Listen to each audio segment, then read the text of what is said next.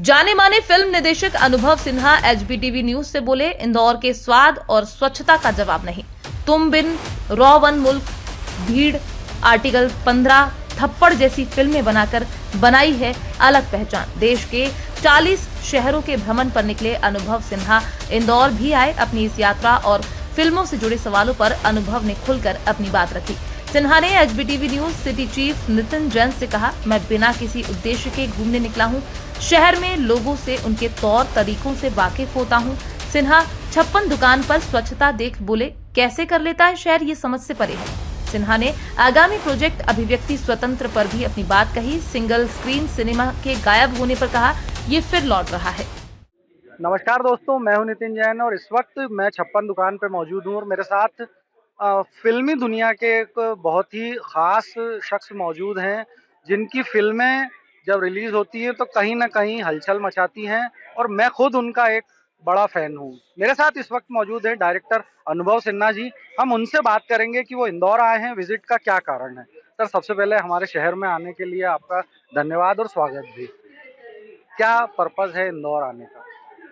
मैं जा रहा हूँ 40 शहर जा रहा हूँ और बेसिकली लोगों को मिलना है, सड़कों पे रहना है, लोगों को मिलना है, वहाँ का खाना खाना है, वहाँ के सिनेमा हॉल्स देखना है, वहाँ के यंगस्टर से मिलता हूँ और फिल्में छोड़ के बाकी सब बातें करता हूँ। एक डायरेक्टर जिसका शेड्यूल बहुत व्यस्त रहता है, जो फ़िल्में बनाने में इतने उलझे रहते हैं, वो इस यात्रा पे निकले हैं, तो इस यात्रा का उद्देश्य नहीं है, मूल रूप से कोई है या नहीं है? कोई उद्देश्य नहीं है। समय निकाल के 2 महीने निकाले, 2 ढाई महीने में 40 शहर जाऊँगा, कौन सा बड़ा काम है।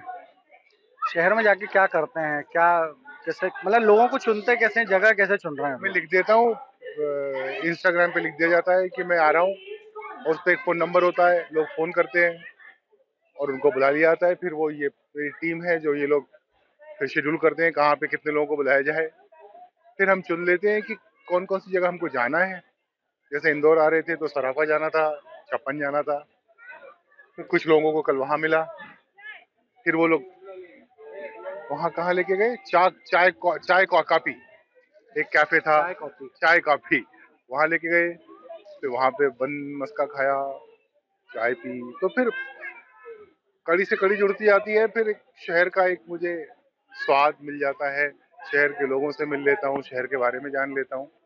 बस जब इंदौर आए होंगे तो आपने इंदौर के बारे में पता भी किया होगा। पहली बार आए हैं या पहले आ चुके हैं आप? एक बार आया हूँ लेकिन एयरपोर्ट से गाड़ी में जहाँ जाना था वहाँ चला गया और गाड़ी से एयरपोर्ट चला गया, तो मैं सड़क पे नहीं उतरा था।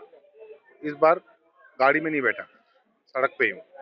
कहाँ-कहाँ जा चुके हैं अभी तक? बताया ना, कल रात को सराफा और आज सुबह उठते ही छप्पन। अभी हॉट डॉग खाना है, अभी पोहा खाया है यहाँ पे।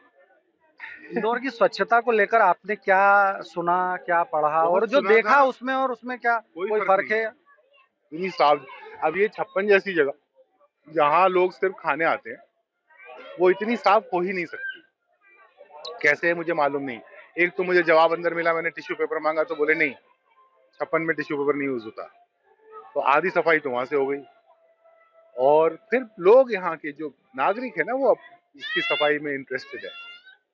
उसके बिना कोई भी शहर साफ रह नहीं सकता। फिल्मों की बात करें अगर आपकी, तो संविधान से जुड़े हुए कुछ मुद्दे हैं जो आपका प्रिय विषय है। उस पे आपने कई तरह की फ़िल्में भी बनाई हैं। आज संविधान दिवस भी है। तो क्या अगला कोई विषय अभी है पाइपलाइन में जो संविधान से जुड़े हुए किसी मौलिक अधिकार या किसी विषय पे? बहुत कुछ लिख रहा हूँ, क्या बनाऊंगा अभी। इस वक्त जैसे मैंने बताया ना, इस वक्त ना मैं फिल्म सोच रहा हूँ, ना उसके बारे में बात कर रहा हूँ। वो क्या होता है, जब आप कुछ किसी उद्देश्य से जाते हैं तो आपकी विजन आपका सकरा हो जाता है, क्योंकि आपको दिख रहा होता है मुझे क्या चाहिए। तो मैंने वो रखा नहीं है इस बार। मैं जब निकला हूँ तो मेरे को कोई ऐसा नहीं है कि ये अचीव करना है। बस उसमें एक टारगेट होता है हर सिटी में एक सिंगल स्क्रीन सिनेमा हॉल जाने का। उसमें मेरे का 1 डेढ़ 2 घंटा लगता है मुझे। मैं जाता हूँ, वहाँ के ओनर से बात करता हूँ, मैनेजर से बात करता हूँ, थोड़ी देर थिएटर में पिक्चर देखता हूँ।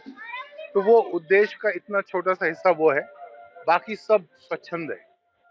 भारत की राजनीतिक व्यवस्था में एक लाइन हमेशा कही जाती है कि भारत को अगर समझना है, तो आप भारत घूमिए, भारत को देखिए। क्या फ़िल्मों में भी ये रूल उतना ही लागू होता है कि जब आप भारत को समझेंगे, देखेंगे तो अच्छी फ़िल्में बना पाएँगे, लोगों को कनेक्ट करने वाली फ़िल्में बना पाएँगे? फिल्में नहीं, कला में, कला अगर अपने समाज को जाने तो बेहतर है ना। तो कोई भी कला होगी, कविता हो, कहानी हो, उपन्यास हो, अपने समाज को जानेगी तो अपने समाज के अंदर जा पाएगी, वरना आपको दरवाजे नहीं मिलते समाज के अंदर घुसने के। एक और विषय है फिल्मों से जुड़ा हुआ ही है, जो सिंगल स्क्रीन थिएटर्स हैं वो लुप्त हो, जैसे कि जानवरों के लिए होता है लुप्त प्रजाति है, सिनेमा भी सिंगल स्क्रीन लुप्त हो रहा है। इसके पीछे क्या वजह मानते हैं आप, और क्या इसने जो जो एक गरीब व्यक्ति जो सिनेमा देखता था, जो पसंद करता था कम कीमत में, उसको नुकसान पहुंचाया? हाँ, ऐसा हुआ, लेकिन अब ये वापस उफान पर आएगा, अब शुरू हो गया है। अब हर शहर में मैं गया हूँ एक अच्छे सिंगल स्क्रीन में, जिन्होंने कुछ पैसे लगा के उसको बढ़िया किया, उसको अपग्रेड किया, सीटें बेहतर करी, साउंड बेहतर किया, और वहाँ लोग जा रहे हैं। और वो मेरे ख्याल से बहुत इंटरेस्टिंग जगह है फिल्म देखने की, कि इतने सारे लोग बैठ के एक साथ फिल्म देखते हैं। और जहाँ पे वो 5 स्टार नहीं है, और ये देश 5 स्टार नहीं है, तो बहुत सारी जो बड़ी आबादी है देश की, वो उस दाम पे टिकट पे पिक्चर देखना पसंद करती है, और वही अफोर्ड कर सकती है। तो उनके लिए एक जगह होनी चाहिए।